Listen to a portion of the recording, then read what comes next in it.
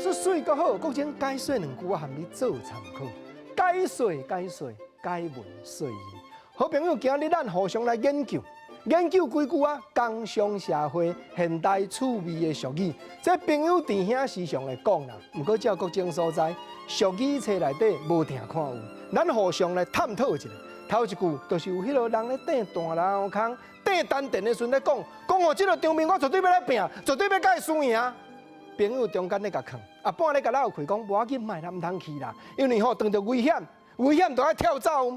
明知山有虎，你敢真正要对虎山甲行去咧？所以唔通危险跳走，啊跳走，我会闹开咧，袂啦。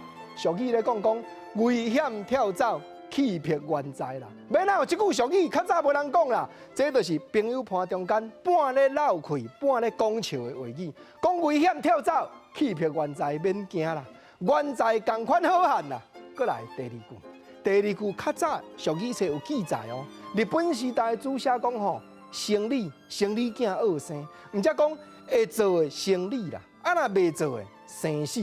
较早俗语册就是安尼写，因为会做的趁钱的是生理，啊若袂做的咧，袂做的吼有当作啊是生死关头的代志，了到一裤底，无定走路，无定卖命都会哦。毋过即马吼，较少人咧讲会做生理，袂做的生死，无人安尼讲啦吼。即马人咧讲笑的，人讲会做生理啦，啊若袂做吼，袂做就生死啦吼。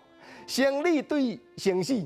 听起来音乐真活，啊比较讲袂做的生死，即句古早话，生死关头咧车拼，讲上破敌的冒险，袂做的就生死炎，袂晓做的生理你硬度要做，有影真危险呢，毋是咧讲笑呢，摕钱去甲人输赢，毋是干那事业尔，有当阵啊连性命都要搏落去。袂做的，真正会生死呢。毋则讲朋友中间伫咧讲笑谈，有即个听到足热的话，毋过有缘有伊的情理。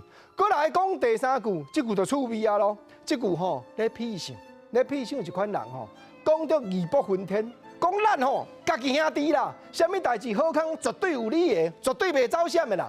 结果毋是，讲到拢兄弟，啊若好拢家己，这毋若斗句呢，搁歪音呢。讲拢兄弟好，真正好康的时阵吼，兄弟无啊啦，兄弟摆一边啦，好拢干那伊家己啦。啊，当然即句话伫民间吼，有人讲好拢家己，嘛有人讲了搁较土地的形容词。